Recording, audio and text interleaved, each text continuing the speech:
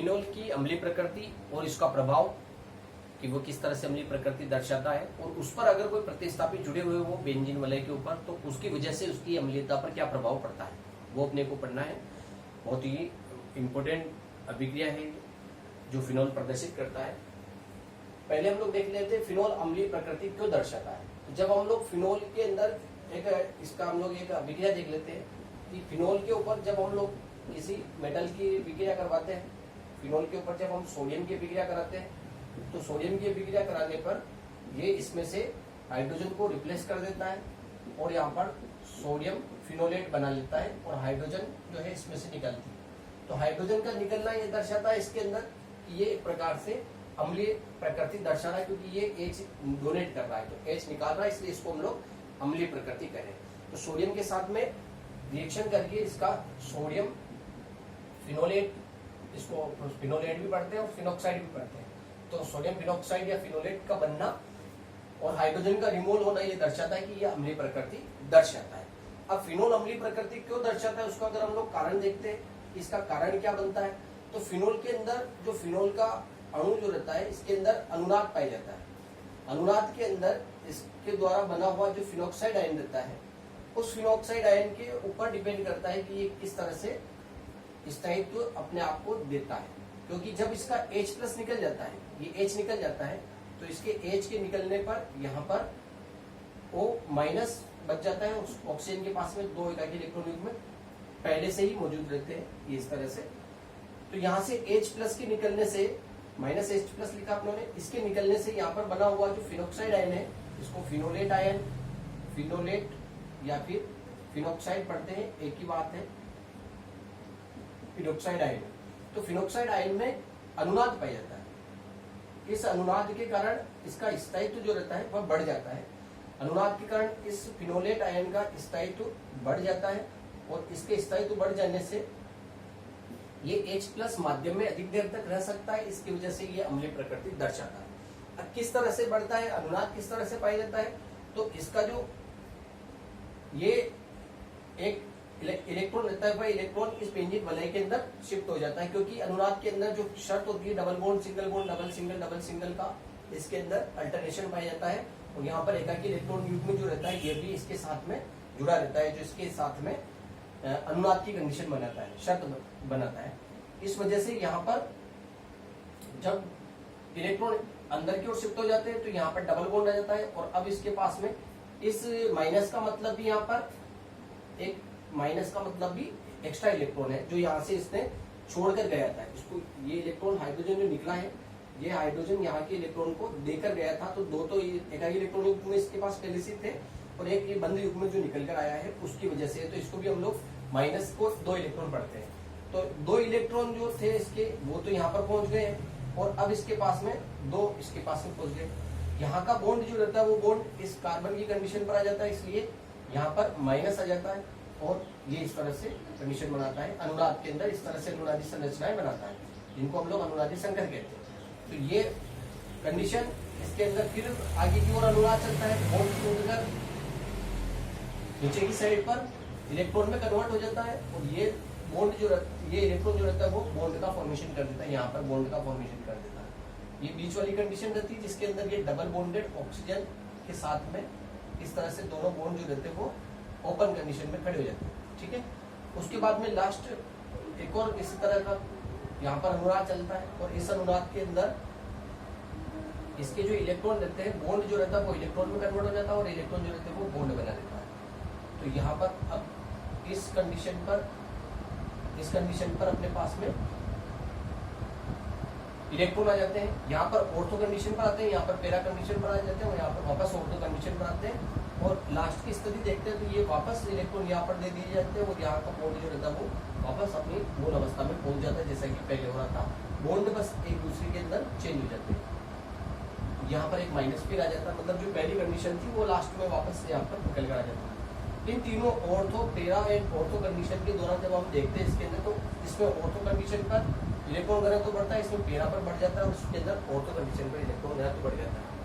ज्यादा अनुनादी संरचना बना लेने के कारण इसका जितना ज्यादा अनुनादी संरचना बनाता है उतना H प्लस जो रहता है वो माध्यम के अंदर घूमता रहता है और अम्लीयता प्रदर्शित करता है। तो इसकी वजह से अम्लीयता इसके अंदर प्रदर्शित होती है। H प्लस जितना देर तक रहेगा उतना ज्यादा वह अम्लीयता को दर्शाता है। तो इसकी अम्लीयता जो रहती है वह अल्कोहल की तुलना में भी अधिक होती है, फिनोल की अम्लीयता। कारण क्या होता है कि अल्कोहल जो रहता है, ये अल्कोहल है, अल्कोहल के अंदर ROH रहता है और उसका बॉन्ड अगर टूटता है तो RO प्लस H प्लस बनाता है। यहाँ RO माइनस है, इसको हम लोग एल्कोक्साइड आयन कहते हैं। यहाँ पर हमने इसको फिनोक्साइड आयन बोला था, यहाँ पर एल्कोक्साइड आयन पढ़ा है। तो एल्कोक्साइड आयन जो रहता है, इस एल्कोक्साइड आयन में R जो रहता है, इस R की प्लस I प्रवृत्ति रहती है। प्लस I प्रभाव जो दर्शाता है, और प्लस I प्रभाव के कारण, प्लस I प्रभाव का मतलब क्या होता है कि सहसंयोजक बंध के इलेक्ट्रॉन युग्म को ये इसको डोनेट कर देता है, ऑक्सीजन की ओर देता है। तो यहाँ पर माइनस चार्ज को ये कम करने की कोशिश कर रहा था। इसके अंदर माइनस चार्ज कम हुआ है क्योंकि वो अनुनाद के अंदर चला गया। तो इन तीनों कंडीशन पर ऑक्सीजन पर माइनस नहीं, लेकिन यहाँ पर इस ऑक्सीजन पर माइनस बना ही रहता है। प्लस दूसरी बात होती है कि इस R के द्वारा भी इसका इलेक्ट्रॉन युग्म जो बंध का जो बंधी इलेक्ट्रॉन है, सिग्मा बॉन्ड, ये इलेक्ट्रॉन युग्म भी ऑक्सीजन की ओर शिफ्ट हो जाता है, जिसकी वजह से इसका स्थायित्व जो रहता है वह स्थायित्व घट जाता है। यहाँ पर स्थायित्व इसका कम हो जाता है, और स्थायित्व कम हो जाने की वजह से इसका जो निकला हुआ H प्लस रहता है वो वापस इसी के साथ जुड़ जाता है। तो H प्लस जब माध्यम में रहेगा ही नहीं तो अम्लीयता ज्यादा प्रदर्शित नहीं कर पाएगा। इसलिए अल्कोहल की अम्लीयता जो रहती है फिनोल से भी कम हो जाती है, जबकि फिनोल जो रहता है अल्कोहल से ज्यादा अम्लीय प्रकृति दर्शाएगा अनुनाद के कारण। ये अनुनाद कारण बहुत इंपॉर्टेंट रहता है इसके अंदर, और इसके अंदर प्लस I प्रभाव जो रहता है इसकी अम्लीयता को कम करने वाला होता है।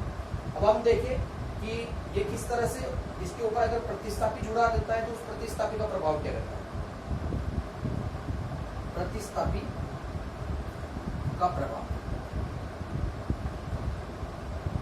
दो प्रकार के प्रतिस्थापी होते हैं। एक तो प्लस I प्रभाव दर्शाने वाले, कि प्लस I प्रभाव दर्शाने वाले रहेंगे तो वो क्या करेंगे, और माइनस I प्रभाव दर्शाने वाले हैं तो वो क्या करेंगे। तो जैसे प्लस I प्रभाव मतलब कि इस बेंजीन वलय को इलेक्ट्रॉन देने वाले अगर रहते हैं तो क्या फर्क पड़ेगा। जैसा कि अगर मेथिल भी मान लें तो मेथिल इसके ऊपर जुड़ा हुआ है और ये फिनोल है, वो फिनोल के साथ में इधर की साइड पर ऑर्थो कंडीशन पर ये मेथिल जुड़ा हुआ है। तो मेथिल समूह का क्या प्रभाव रहता है इसके अंदर, वो इलेक्ट्रॉन इसको देता है, और अनुनाद के द्वारा भी इसकी ऑर्थो और पैरा कंडीशन के ऊपर इलेक्ट्रॉन इसको दिए जा रहे थे। तो फर्क क्या पड़ रहा था कि इस स्थान पर माइनस आ रहा था इसके अनुनाद के कारण, और ये भी यहाँ पर इसको क्या कर रहा है, इलेक्ट्रॉन दे रहा है। अगर प्लस I प्रभाव वाले ग्रुप इसके ऊपर जुड़े रहते हैं तो इसकी जो अम्लीयता रहती है, इसकी अम्लीयता यहाँ पर क्या हो जाएगी, अम्लीयता घटेगी। क्यों घटेगी, क्योंकि ये भी इसको इलेक्ट्रॉन दे रहे हैं और ये भी बेंजीन वाले को इलेक्ट्रॉन दे रहे हैं, तो इसके स्थायित्व को घटा देगा, और जो H प्लस इससे निकला हुआ था उस H प्लस को ये जल्दी से बाइंड कर देगा। इस वजह से इसकी अम्लीयता का मान घट जाएगा। और अगर हम लोग इसके अंदर देखें कि माइनस I प्रभाव वाले समूह क्या करेंगे, तो माइनस I प्रभाव वाले जो समूह रहेंगे, जैसे इन्होंने देख लिया इसके ऊपर दूसरी कंडीशन अपने पास माइनस I प्रभाव की है, ये पहली वाली हुई।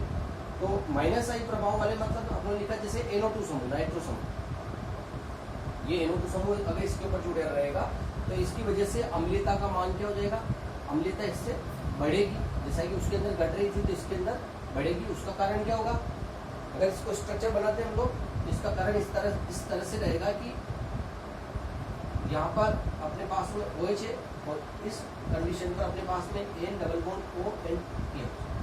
तो यहाँ से जो इसको एकाकी इलेक्ट्रॉन को मिल रहे थे और यहाँ का इलेक्ट्रॉन, यहाँ का जो बॉन्ड था वो इलेक्ट्रॉन दे रहा था, तो ये समूह क्या करते हैं, इसमें से इलेक्ट्रॉन खींचने वाले समूह जो ग्रुप से इनको बोलते थे, इलेक्ट्रॉन खींच लेंगे, जिसकी वजह से जो माइनस आयन इसके ऊपर आ रहा था, माइनस आवेश आ रहा था, उस माइनस आवेश को लेने वाली कोई क्वांटिटी इसके साथ जुड़ी हुई है। तो ये जो लेने वाली क्वांटिटी जुड़ी हुई है इसके खींचने वाली, जिसकी वजह से इसका स्थायित्व और ज्यादा बढ़ा देंगे। ये समूह स्थायित्व को घटा रहा था फिनोक्साइड आयन के, और ये स्थायित्व को और ज्यादा बढ़ा देता है। तो स्थायित्व अगर बढ़ जाता है तो स्थायित्व के बढ़ने से अम्लीयता का मान क्या हो जाएगा, इसके अंदर अम्लीयता बढ़ती है अगर स्थायित्व जो रहता है बढ़ता है। तो इसके अंदर फिनोक्साइड आयन का स्थायित्व बढ़ जाता है क्योंकि इसके अंदर इलेक्ट्रॉन को खींचने वाले समूह है, इसके अंदर इलेक्ट्रॉन को देने वाले समूह जो स्थायित्व को घटा देंगे फिनोक्साइड आयन का, जिसकी वजह से अम्लीयता का मान घट जाएगा। तो ये हमारा टॉपिक रहता है। तो जो अभी उन्होंने पढ़ा उसका एक इम्प्लीमेंटेशन वाला क्वेश्चन पूछा जाता है कि ऑर्थोक्रिसोल की तुलना में जो ऑर्थोक्रिसोल की तुलना में ऑर्थोनाइट्रोफिनोल अधिक अम्लीय होता है, उसका कारण बताइए। तो हमारा अभी जो टॉपिक था वो यही है।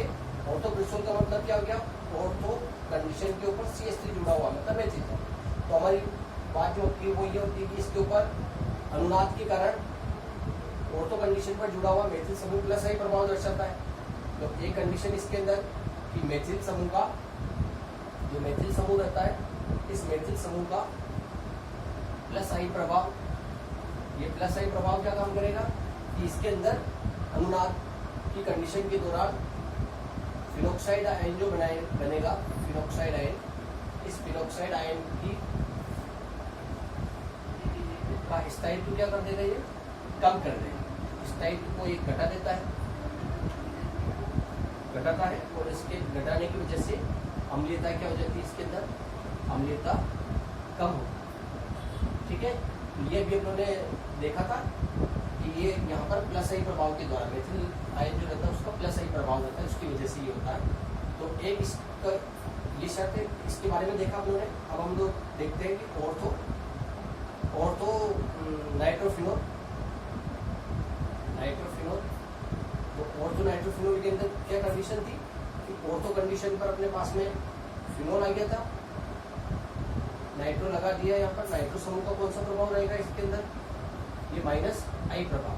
नाइट्रो समूह जो रहता है वो माइनस आई प्रभाव दर्शाता है, और माइनस आई प्रभाव दर्शाता है जिसकी वजह से इसके अंदर जो फिनोक्साइड आयन रहेगा, उस फिनोक्साइड आयन की फिनोक्साइड आयन जो है, उस फिनोक्साइड आयन का जो स्थायित्व है वह स्थायित्व इसके अंदर बढ़ जाएगा, और स्थायित्व बढ़ जाएगा तो स्थायित्व बढ़ जाने से अम्लीयता का मान क्या हो जाएगा, इसके अंदर अम्लीयता भी बढ़ जाएगी। तो क्वेश्चन इस तरह से पूछा जा सकता है अपने को,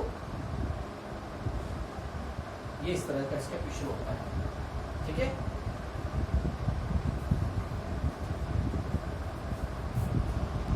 तो ये नाइट्रो समूह अपना देखा था। अब नाइट्रो समूह अगर ज्यादा क्वांटिटी में होगी, जैसे कि यहाँ पर ऑर्थो कंडीशन पर था, यदि ज्यादा संख्या में जुड़े हो, जैसे कि ये ऑर्थो है, ऑर्थो नाइट्रोफिनोल, और अगर ऑर्थो के साथ में अगर दो बार जुड़े हुए हैं, जैसे कि ये डाई नाइट्रो वाला कंपाउंड है, ऑर्थो एंड पेरा दोनों वाला है, तो अम्लीयता पर क्या फर्क पड़ेगा, और अगर तीन हो गए तो फिर अम्लीयता के ऊपर क्या फर्क पड़ेगा। तो ये यहाँ पर NO2 है, ये यहाँ पर NO2 और ये यहाँ पर NO2। तो इसको हम लोग पढ़ते हैं ऑर्थो नाइट्रोफिनोल, इसको पढ़ते हैं ऑर्थो पेरा नाइट्रोफिनोल, डाई नाइट्रोफिनोल, इसको पढ़ते हैं ऑर्थो पेरा एंड ऑर्थो ट्राई नाइट्रोफिनोल। ठीक है, तो अगर इसकी संख्या बढ़ती जाती है, तो जैसा कि यहाँ पर था कि माइनस आई प्रभाव बढ़ने से अम्लीयता बढ़ती है, तो यहाँ पर माइनस आई प्रभाव वाले दो समूह हो गए, यहाँ पर माइनस आई प्रभाव वाले तीन समूह हो गए। तो अगर इनकी संख्या बढ़ती जाती है तो अम्लीयता का मान जो रहता है वह बढ़ता है। तो इनमें सबसे ज्यादा अम्लीय जो रहता है वो TNP रहता है, ट्राई नाइट्रोफिनोल, विस्फोटक प्रकार का पदार्थ होता है, इसको ट्राई नाइट्रोफिनोल पढ़ते हैं हम लोग। और अगर ये दो वाला है तो उसकी अम्लीयता ट्राई नाइट्रो से कम होगी, और सिंगल वाला है तो उसकी अम्लीयता का मान और कम हो जाता है। और अगर ओनली फिनोल है तो फिनोल की अम्लीयता जो रहती है वो नाइट्रोफिनोल से भी कम होती है, नाइट्रोफिनोल से भी कम फिनोल की अम्लीयता होती है। तो इस क्वेश्चन को पूछा जा सकता है, इस तरह से भी पूछा जा सकता है कि अगर प्रतिस्थापियों की संख्या बढ़ जाती है, प्लस आई प्रभाव वाले प्रतिस्थापी की संख्या बढ़ती है तो अम्लीयता का मान बढ़ता है, और माइनस आई प्रभाव वाले माइनस आई वाले की बढ़ती है तो अम्लीयता का मान बढ़ता है, और प्लस आई की बढ़ती है तो अम्लीयता का मान घटता है। अगर ये मेथिल समूह बढ़ते जाएंगे तो अम्लीयता को घटा देंगे, और नाइट्रो समूह बढ़ते जाएंगे तो अम्लीयता को बढ़ा देंगे। TNP एक विस्फोटक पदार्थ होता है, ट्राई नाइट्रो, इसको ट्राई नाइट्रोफिनोल इसका नाम होता है, और इसका जनरल लैंग्वेज में भी जो है वो बहुत इम्पोर्टेंस होता है, जनरल में भी इसका इम्पोर्टेंस होता है। इसको पिक्रिक अम्ल के नाम से भी जाना जाता है। पिक्रिक अम्ल पीले रंग का पदार्थ होता है, विस्फोटक पदार्थ होता है। तो इसका क्वेश्चन भी कभी अगर आ जाता है कि फिनोल का विस्फोटक पदार्थ कौन सा है, तो पिक्रिक अम्ल ही ट्राई नाइट्रोफिनोल।